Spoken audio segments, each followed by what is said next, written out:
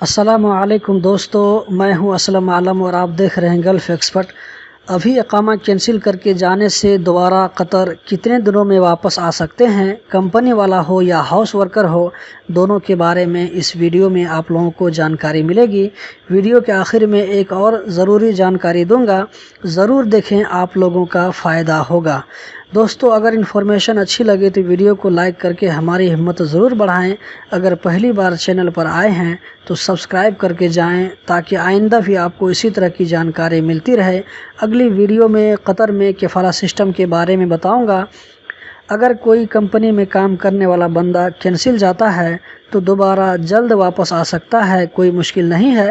لیکن اگر کوئی ہاؤس ورکر کینسل میں جاتا ہے تو ابھی کے رول کے حساب سے اس کو قطر سے باہر 2 سال بیٹھنا پڑے گا، 2 سال انتظار کرنا پڑے گا۔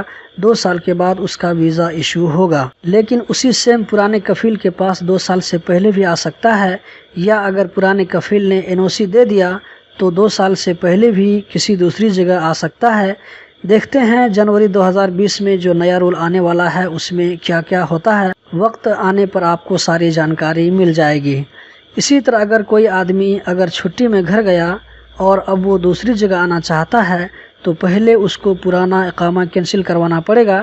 اس کے لیے اس کو اپنی کمپنی سے کانٹیکٹ کرنا پڑے گا اور اس کو کینسل کے لیے ریکویسٹ کرنا پڑے گا۔ سیم پروسیجر شخصیہ والوں کے لیے بھی ہے، اس کو بھی ID کینسل کروانا پڑے گا۔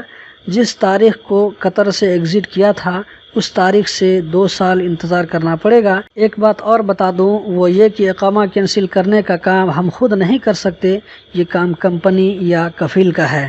شخصیہ والوں کا اقامہ کینسل کرنے کی فیس 20 ریال ہے، جبکہ کمپنی والوں کو کینسل کرنے کی فیس 50 ریال ہے۔ دوستو، آج کی آخری جانکاری یہ ہے کہ اس سے پہلے قطر ویزا سینٹر میں میڈیکل پاس ہونے کے بعد جو ویزا پرنٹ کرتے تھے اس کی فیس 360 ریال لگتی تھی۔ 300 ریال ویزا فیس اور 60 ریال ایگریمنٹ کی فیس، جو کہ لیبر آفس کی طرف سے تھا۔ لیکن اب ویزا پرنٹ کرنے پر صرف 300 ریال فیس آتی ہے، 60 ریال چھوٹ ہے۔ تو دوستو، کیسی لگی آج کی جانکاری کمنٹ میں بتانا مت بھولیں۔ پھر حاضر ہوتا ہوں ایک نئی ویڈیو کے ساتھ۔ بہت بہت شکریہ۔